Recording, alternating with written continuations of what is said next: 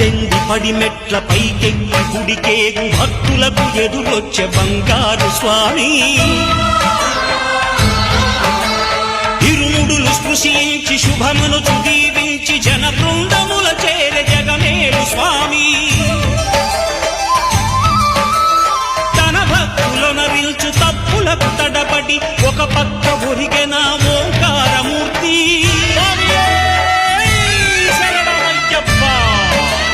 స్వాములందరూ తనకు సాయము కాగా ధీమంతుడై లేచే ఆ కన్య స్వామి